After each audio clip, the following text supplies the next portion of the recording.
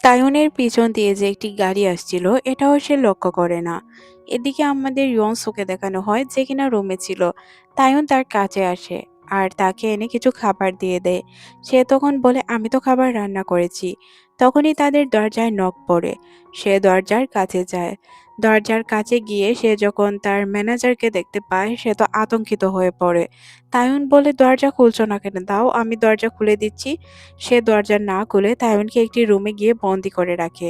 বলে আমি না বলা পর্যন্ত রুম থেকে বের হবে না। সাথে সে পিচ্চি বাচ্চাটিকেও দিয়ে দেয়। তারপর সে নিজে তৈরি হয়ে চলে যায় দরজা খোলার জন্য। দরজা খোলার পর সে বলে আপনি, আসলে সে এমনভাবে রিঅ্যাক্ট করছিল যে সে এখানে তাকে আশাই করেনি। কিন্তু সে তো আগে দেখে ফেলেছে যে এখানে তার বস এসেছে। তখন সে তার বসকে জিজ্ঞাসা করে আপনি এখানে কি করছেন। ইয়ংসুর মুখে সোয়ুন নাম শুনে সে তো অবাক হয়ে যায়। মনে মনে ভাবে সে তো আগে আমাকে বলেছিল তার বয়ফ্রেন্ডের নাম সোয়ুন বা তার প্রথম ভালোবাসার নাম সোয়ুন। তার মানে কি ওই লোকটি এখানে এসেছে? সোয়ুন তার রুমের অনেক জিনিসপত্রই নোটিস করছিল যে এখানে ছোট বাচ্চাদের জিনিসপত্র আছে। কিন্তু সে একদমই সামনে চলে আসে যার কারণে সে অনেক কিছুই বুঝতে পারে না। সে বারবার জিজ্ঞাসা করছিল তুমি এখানে কি করছো বা কিভাবে এলে। তখন সে বলে আসলে এখানের ওনার আমি। তখনই এখানে পিচ্চি বাচ্চাটি বেরিয়ে আসে। পিচ্চি বাচ্চাটিকে দেখে সে তো অবাক হয়ে যায়। বাচ্চাটি এসেই তার টয়টি হাতে নিয়ে নেয়। পিচ্চি বাচ্চাটিকে ধরার জন্য তাইউন আসতে চায়। তখন তাইউন স্লিপ খেয়ে উল্টো আরো মাটিতে পড়ে যায়। এখানে এক নাজেহাল অবস্থা। সোয়ুন জিজ্ঞাসা করে এইসব কি? তখন সে বলে আপনি বাহিরে চলুন, আমি আপনাকে সবকিছু গুছিয়ে বলছি। তারপর সে পুরো ঘটনা খুলে বলে। আমি বলেছিলাম না আমার বোন মারা গিয়েছে, তার ছেলেকে আমি আর তার দেবর মিলে দেখাশোনা করছি। তখন সে বলে যে বুঝতে পারলাম, আসলে আমিও সরি, আমি আসলে বিষয়গুলো বুঝতে পারিনি। যদি তোমার কোনো হেল্প প্রয়োজন হয় তুমি আমাকে বলতে পারো। কিন্তু সে বলে না, এখন আপাতত হেল্প লাগবে না, তাইউন আমাকে হেল্প করছে। তারপর সে বাসায় যায়। তাইউন সবকিছু ক্লিন করছিল। জিয়ংসু বলে আমি কি তোমাকে সাহায্য করব? তাইউন তার সাথে কথাই বলে না। তখন সে তাকে বলে আচ্ছা সরি, আসলে আমার উচিত হয়নি তোমাদেরকে গোপন করার। তখন তাইউন বলে ওঠে আমি তো জানতামই না যে তুমি হ্যাং আউট করার জন্য বাহিরে যাও। আমি তো মনে করতাম হয়তো তুমি অফিসের কাজে বাহিরে যাও। কিন্তু এখন বুঝলাম যে তুমি তোমার প্রথম ভালোবাসার সাথে দেখা করার জন্য যাও। এই জন্য তুমি সব সময় বাচ্চাটিকে আমার কাছে রেখে যাও। তখন সে বলে কি বলছো এইসব? তারপর সে আর কিছু বলে না, বলে যে তোমার যা ভালো মনে হয় তুমি ভাবতে পারো। কিছুক্ষণ পর তাইউন তার রুমে চলে যায় আর তার ক্ষতস্থানটি দেখতে শুরু করে। সিন পরিবর্তন হয় পরদিন সকালে। তাইউন তার বন্ধুদের সাথে নিয়ে কাজ করছিল। কাজ করতে করতে তার বন্ধুদের সাথে সে পুরো ঘটনা শেয়ার করে। তার বন্ধুরা বলে তুমি তো তাকে পছন্দ করো না, তাহলে এই বিষয়গুলো নিয়ে এত চিন্তিত কেন তুমি? আর রাগ করারই বা কি আছে? এদিকে ইয়ংসু তার বান্ধবীকে পুরো ঘটনা খুলে বলে। ইয়ংসুর কথা শুনে তার বান্ধবী তাকে বলে ছেলেটি জালাস ফিল করছে, তার মানে ছেলেটি তোমার প্রেমে পড়ে যায়নি তো? তখন সে বলে বন্ধ করো তোমার মুখ। আমার মনে হয় তুমি রোমান্টিক নোবেল পড়তে পড়তে তোমার মাথা পুরো নষ্ট হয়ে যাচ্ছে। কি বলছো এইসব? সে আমার প্রেমে পড়তে যাবে কেন? আর আমাদের মধ্যে এমন কিছুই নেই। তোমার সবকিছুই ভুল ধারণা। আর ইয়ংসু তার অফিসে যায়। যখনই সে তার বসকে দেখতে পায় তখনই সে নিজেকে আড়াল করে রাখার চেষ্টা করে। সে নিজেকে আড়াল করে রাখার চেষ্টা করছিল, এর মধ্যেই তার এক কলিগের সাথে তার দেখা হয়ে যায়। তার কলিগ তাকে বলে কি তুমি কি মিটিং এ যাবে না? সে তখন বলে হ্যাঁ আসছি আমি মিটিং এর জন্য। কিছুক্ষণ পরই আমাদের মিটিং এর সিন দেখানো হয়। সোয়ুন এখানে সবাইকে সবকিছু বুঝিয়ে বলছিল। মিটিং শেষ হওয়ার পর যখন সবাই চলে যায় তখন সে থাকতে বলে ইয়নসুকে। ইয়নসুকে সে জানায় এই প্রজেক্টটি ইয়নসুকে দেওয়া হবে, কারণ ইয়নসু আগের প্রজেক্টটি অনেক ভালোভাবে হ্যান্ডেল করেছিল। ইয়ংসু এর জন্য রাজি হয়ে যায়। সিন পরিবর্তন হয়। আমরা ওই মহিলাটিকে দেখতে পাই যে কিনা ফটোগ্রাফার ছিল। তার অ্যাসিস্ট্যান্ট প্লাস তার হাজবেন্ড এসে তাকে বলে শুনলাম তুমি নাকি নতুন অ্যাসিস্ট্যান্ট হায়ার করছো। মহিলাটি বলে হ্যাঁ করছি, তুমিই তো এটা চাইতে। তখন সে বলে হ্যাঁ আমি চাইতাম, ভালোই হলো। আচ্ছা তাহলে আমাকে ডিভোর্স কখন দিচ্ছ? তখন সে বলে তোমার যখন মন চায় তুমি পেপার রেডি করে রাখো, আমি সাইন করে দিব। এতে আমার কোনো প্রবলেম নেই।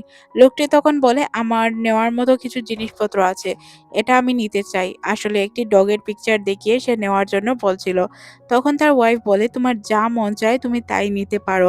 আর যখন মন চায় তুমি আমাকে ছাড়তে পারো। এই বিষয় নিয়ে আমার কোনো ইস্যু নেই।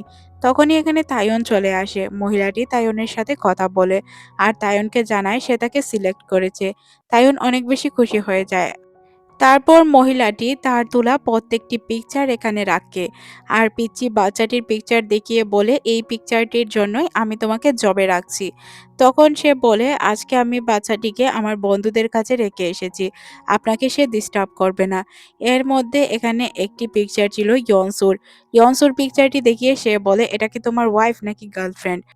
তখন তায়ুন বলে, আপনি যেমনটা ভাবছেন তেমন কিছুই না। সিন পরিবর্তন হয়, তারা রাস্তা দিয়ে হেঁটে হেঁটে বাসায় যাচ্ছিল। বারবার তার মাথায় উল্টোপাল্টা চিন্তা ঘুরছিল যে ওই মহিলাটি বলেছিল, তোমার চোখে স্পষ্ট দেখা যাচ্ছে ইয়নসুর প্রতি ভালোবাসা। সে মনে মনে ভাবে, এইসব সে কি ভাবছে, এইসব ভাবা তার জন্য একদমই উচিত নয়। মহিলাটি অযথাই হয়তো বকবক করছিল। এদিকে আমাদের ইয়নসুকে দেখানো হয় যে কিনা বাসার উদ্দেশ্যেই রওনা হচ্ছিল। হাঁটতে হাঁটতে সে বাসার দিকে যাচ্ছিল, তখনই তার প্রতিবেশীর সাথে তার দেখা হয়ে যায়। প্রতিবেশী মহিলাটি তাকে বলে যে তারা পিকনিকে যাচ্ছে, সে কি যেতে চায়? তখন তার মনে পড়ে যায় বাচ্চাটির কথা। বাচ্চাটিকে বলা হয়েছে বাহিরে রাখার জন্য, তাকে হাসি খুশি রাখলে সে সুস্থ থাকবে। বাচ্চাটির বাবা মা না থাকার কারণে সে কিছুটা অসুস্থ ফিল করছে। তারপর আমরা দেখতে পাই সে প্যাকেজিং করছিল বাচ্চাটিকে নিয়ে। তারপর সে তায়নের কাছে যায় আর তাকে গিয়ে জিজ্ঞাসা করে যে কাল পিকনিক আছে। আমি চাচ্ছিলাম বাচ্চাটিকে নিয়ে পিকনিকে যেতে। তার মন ভালো হয়ে যাবে। তখন সে বলে, আচ্ছা আমি যাব। পরদিন সকালে আমাদের পিকনিকের সিন দেখানো হয়। এখানে অনেক লোকজন ছিল, যা তায়নের একদমই ভালো লাগছিল না। তবে তার কিছু করারও ছিল না, বাচ্চাটির জন্য সবকিছুই তাকে অ্যাটেন্ড করতে হবে। তারপর তারা একটি পার্কে চলে আসে। এখানে সবাই তাঁবু বাঁধার চেষ্টা করছিল, কিন্তু জিয়নসু তাঁবু বাঁধতে পারছিল না। তারপর একটি ছেলে আসে, জিয়নসুকে বলে, আমি কি তোমাকে সাহায্য করব? কিন্তু এখানে চলে আসে তায়ুন আর বলেন, না, আমি আর তায়ুন মিলে করে নিব। তারা দুইজন মিলে তাঁবুটি বেঁধেও ফেলে আর তারা বাচ্চাটিকে নিয়ে তাঁবুর ভিতরে যাওয়ার চেষ্টা করছিল। কিন্তু ঘটনা এখানে উল্টো ঘটে যায়, দুটি বড় বাচ্চা এসে এটা নষ্ট করে দেয়। কিছুক্ষণ পর তারা অনেক কষ্ট করে তাঁবুটি অবশেষে তৈরি করেই ফেলে। তাঁবু তৈরি করার পর তারা বাচ্চাটিকে নিয়ে খেলাধুলা করছিল। এখানে আমরা জানতে পারি যে তায়ুনের এইসব একদমই পছন্দ না। সে বাধ্য হয়ে এখানে এসেছে শুধু বাচ্চাটির জন্য। তাইউন কিছুটা রেস্ট করতে যাবে, তখনই বাচ্চারা তার কাছে আসে আর বলে, আঙ্কেল আমাদেরকে কিছু পিকচার উঠিয়ে দিবেন? তখন সে পিকচার উঠাতে লেগে যায়। পিকচার উঠিয়ে বাই সে পুরোই ক্লান্ত। কি করবে এখন? এদিকে ইয়ংসুর ফোনে বারবার তার ম্যানেজারের কল আসছিল। ফোনটি দেওয়ার জন্য তাইউন তাকে খুঁজতে শুরু করে। তাইউন তাকে খুঁজতে খুঁজতে একটি জায়গায় যায়। গিয়ে শুনতে পায় ইয়ংসু কারোর সাথে কথা বলছে, যে এটা হচ্ছে তার বোনের দেবর। তাকে তো সে সহ্যই করতে পারে না। শুধু বাচ্চাটির জন্যই সে আছে। সে 1 মাস থাকবে এখানে। 1 মাস পর বিপদ সরে যাবে আমার মাথার উপর থেকে। তার প্রত্যেকটি কথা শুনে তাইউনের মনে অনেক কষ্ট লাগে। সে ভাবতেই পারেনি তার সম্পর্কে এমন কথা বলবে ইয়নসু। প্রত্যেকটি কথাই তার আঘাত লাগে, যার কারণে সে এখান থেকে চলে যায়। তার পরের সিনেই আমরা সবার খাবারের সিন দেখতে পাই। সবাই যখন খাবার খাচ্ছিল তখন তাইউন রাস্তা দিয়ে যাচ্ছিল। তখন ইয়নসু তাকে বারবার ডাকার চেষ্টা করে, কিন্তু সে তার কোনো কথাই পাত্তা দেয় না। ইয়ংসু তার কাছে খাবার নিয়ে যায় আর বলে খাবার অনেক টেস্টি। সে না খেয়েই খাবারের পুরো থালিটাই ফেলে দেয়। এটা দেখে সবাই অবাক হয়, সাথে ইয়ংসুরও অনেক বেশি খারাপ লাগে। সে যখন এখান থেকে চলে যায় তখন তাইয়ুন তাকে সরি বলতে চায়, কিন্তু সে ফোন কলের মধ্যে ছিল, যার কারণে স্যারকে আর সরি বলা হয়নি। সে ফোন কলে কথা বলার মধ্যেই নেটওয়ার্কের প্রবলেম হচ্ছিল। নেটওয়ার্কের প্রবলেম থাকার কারণে সে ফরেস্ট এরিয়ার দিকে যেতে শুরু করে। এদিকে রাত হয়ে যাচ্ছিল, সবাই শুধু ইয়নসুকে খুঁজছিল। একজন মহিলা এসে বলে, ইয়নসু কোথায়? ইয়নসুকে তো কোথাও পাওয়া যাচ্ছে না। তাইয়ুন বলে, ইয়নসু কোথায় হবে, আশেপাশেই কোথাও হবে হয়তো। মহিলাটি বলে যে, তুমি কি রেগে আছো তার উপর? রেগে থাকার কোনো কারণ নেই। এর পরের অংশ তুমি শুনোনি, আগের অংশ শুনেই হয়তো চলে এসেছো, তাই রেগে আছো। তারপর সে আমাকে বলেছিল, আসলেই কিন্তু সে অনেক ভালো একজন। সে আমাকে অনেক সাহায্য করছে। যদি সে না থাকতো তাহলে আমি কোনো কিছুই ভালোভাবে ম্যানেজ করতে পারতাম না। সে চলে যাওয়ার পর কিভাবে যে আমি একা সামলাবো কিছুই বুঝতে পারিনি। এই কথা শুনেই তাইয়ুন দৌড়াতে শুরু করে। সে খুঁজতে শুরু করে তাকে। তখনই তার দেখা হয়ে যায় ওই মহিলাটির হাসব্যান্ডের সাথে।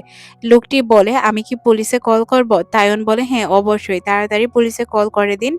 আর আমি ফরেস্ট এরিয়ার দিকে খুঁজে দেখছি।" তারপর সে তাকে খুঁজতে শুরু করে। চিৎকার করে যখন ডাকছিল, তখন সে কোথাও থেকে আওয়াজ দেয় যে সে এখানেই আছে। তারপর সে দেখতে পায় যে সে গর্তের মধ্যে পড়ে আছে। তাইউন ইয়নসোকে বাঁচানোর জন্য ওই গর্তের কাছে যায়। তারপর তারা দুইজন একটি পরিত্যক্ত বাড়িতে এসে উঠে, যেটা জঙ্গলের ভিতরেই ছিল। ক্যাম্পের লোকেদের তারা কল করে জানিয়ে দেয় তারা সুস্থ আছে, ফরেস্ট এরিয়াতে আছে তারা। কিছুক্ষণের মধ্যেই তারা ফিরে যাবে। এখানে তাইউন জানতে পারে যে ইয়নসোর পায়ে ব্যথা লেগেছে, তাই সে ক্ষতস্থানটি দেখতে চায়। এখানে তারা দুইজন একে অপরের দিকে তাকিয়েছিল, ব্যথা ফিল করার চেষ্টা করছিল। যখন তারা বুঝতে পারে যে একে অপরের দিকে তাকিয়ে থাকাটা তাদের জন্য উচিত হচ্ছে না, তখন তাইয়ুন তার কাছে এসে বসে, মানে উল্টো দিক ফিরে। তারপর তারা দুইজন কথা বলতে শুরু করে। তাইয়ুন তখন বলে, "তোমার মামলা আর আমার মামলা একদমই আলাদা। যেমন তুমি সব সময় বৃষ্টির সময় তোমার বোনের সাথে শপিং করতে যেতে, কিন্তু আমার বিষয়টা পুরো আলাদা। আমি সবসময় আমার বড় ভাইয়ের জন্য অপেক্ষা করতাম, কিন্তু সে কখনোই আসেনি। আর বড় ভাই কার কথা বলছি তুমি খুব ভালো করেই জানো। আমার জীবন আর তোমার জীবন পুরোই আলাদা।" তায়ুন বাহিরে হাত দিয়ে দেখে বৃষ্টি মোটামুটি কমে গিয়েছে। তখন সে তাকে বলে, "আচ্ছা চলো, এখন আমাদের ক্যাম্পের দিকে যাওয়া উচিত।" ক্যাম্পের দিকে যে যাবে তার পায়ে তো ব্যথা ছিল, যার কারণে সে ক্যাম্পের দিকে হাঁটতে হাঁটতে যেতে পারছিল না। তখন তায়ন তাকে কাঁধে করে ক্যাম্পের দিকে নিয়ে যায়। আর যেতে যেতে তারা গল্প করছিল। ইয়নসি তাকে বারবার বলছিল যে যাতে সে তার বন্ধু হয়, কিন্তু তায়ন তার বন্ধু হওয়ার জন্য কোনোভাবেই রাজি ছিল না। শেষ পর্যন্ত সে কাঁধ থেকে নেমে যেতে চায়, বলে, "তুমি যদি আমার বন্ধু না হও তাহলে আমি নেমে যাব।" তায়ন বলে, "নামলে তোমারই কষ্ট হবে, তুমি ব্যথা পেতে পারো।" তখন সে বলে, "ব্যথা পেলে পেলাম, তারপরও আমি নেমে যাব।" তারপর সে বলে, "আচ্ছা, আমি তোমার বন্ধু হলাম, এখন থেকে আমরা দুইজন বন্ধু।" এতে দুইজনই অনেক বেশি খুশি হয়ে যায়। হাঁটতে হাঁটতে তারা ক্যাম্পের দিকে চলে আসে। ক্যাম্পে আসার পর জানতে পারে তারা যার সাথে ক্যাম্পে এসেছিল ওই লোকটি আসলে সবসময় রাতের বেলায় ড্রিঙ্ক করত। লোকটির ওয়াইফ বলে, "এখন আমাদের বাসায় যাওয়া উচিত, ক্যাম্পে থাকলে আমাদের ক্ষতি হতে পারে।" তারপর তারা বলে, "আচ্ছা তাহলে চলো।" তারপর তারা সবাই মিলে বাসার উদ্দেশ্যে রওনা হয়। বাসার নিচে আসার পর তাইওন ইয়নজিকে বলে, "আচ্ছা চলো তোমাকে নিয়ে হসপিটালে যাই।" সে বলে, "না, আমি মলম লাগিয়ে নিব।" তখনই তার সামনে সোয়ুন চলে আসে। সোয়ুন তাকে বলে, "আমি তোমাকে অনেকবার কল করেছিলাম, কিন্তু তোমার কল লাগেনি। কি হয়েছিল তোমার?" তখন সে বলে, "একটি অ্যাক্সিডেন্ট হয়েছিল, এখন আমি ঠিক আছি।" তারপর সে তাকে ক্ষতস্থানটি দেখায়। তাইউনকে সে বলে, "তুমি বাসায় যাও, আমি কিছুক্ষণের মধ্যেই আসছি।" সে উপর থেকে তাদেরকে দেখতে পায় তারা গাড়ি করে কোথাও চলে যাচ্ছিল। এটা দেখে হয়তো তার অনেক বেশি খারাপ লাগে, সে চুপচাপ দাঁড়িয়েই ছিল। কিছুক্ষণ পর আমাদের হসপিটালের সিন দেখানো হয়। সোয়ুন মূলত ইয়নজিকে নিয়ে হসপিটালে এসেছিল তার চিকিৎসার জন্য। এখানে ইয়নজি বলে, "এই নিয়ে ২ বার তুমি আমাকে নিয়ে হসপিটালে এলে। তোমাকে অসংখ্য ধন্যবাদ। আসলে তোমার ঋণ আমি শোধ করতে পারবো না।" তখন সে বলে, "ঋণ যদি শোধ করতে চাও তাহলে আমার সাথে ডিনারে আসতে পারো। কাল তো উইকেন্ডে, তাই না?" তখন সে বলে, "উইকেন্ডে আমি আমার বোনের ছোট বাচ্চাটির সাথে কাটাতে চাই। তুমি তো খুব ভালো করেই জানো কাজের জন্য আমি তাকে সময় দিতে পারি না।" তখন সোয়ন তাকে বলে, "এক কাজ করতে পারো, তুমি তাকেও নিয়ে আসতে পারো। তাহলে আমি বাচ্চাটিকে দেখতে পারবো।" সে তখন বলে, "আচ্ছা, যেহেতু বাচ্চাটিকে নিয়ে আসতে বলছো তাহলে আমি ডিনারে আসতে পারি।" এদিকে আমাদের তাইওনকে দেখানো হয় যে কিনা মলম রেডি করে রেখে দিয়েছিল। কিছুক্ষণ পর সে আবার চিন্তা করে, "এটা আমি রেডি করে কেন রাখলাম? আমি গিয়ে ঘুমিয়ে পড়ি।" তাই সে তার রুমে চলে যায় আর গিয়ে শুয়ে পড়ে। কিছুক্ষণ পরই এখানে ইয়ংসু চলে আসে। বাসায় আসার পর সবকিছু একদম নীরব ছিল। এত নীরব পরিবেশ দেখে সে একদম মুগ্ধ হয়ে যায়। পরদিন সকালে আমাদের তায়নকে দেখানো হয় যে কিনা অসুস্থ হয়ে পড়ে। তার অসুস্থ শরীর নিয়ে বিছানা থেকে উঠে যখন বাহিরে আসে, তখন সে দেখতে পায় ইয়ংজু আর বাচ্চাটি তৈরি হচ্ছে। জিজ্ঞাসা করে, "কোথায় যাচ্ছ?" তখন তারা বলে যে সোয়ুনের সাথে ঘুরতে যাচ্ছে।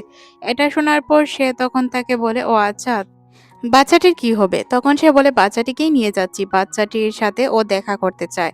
তখন সে বলে, "আচ্ছা চলে যাও।" তখন আবার সে বুঝতে পারে যে তাইয়ুন অসুস্থ। জিজ্ঞাসা করে, "তোমার কি হয়েছে?" সে বলে, "কিছুটা অসুস্থ, ওষুধ খেয়ে নিবো।"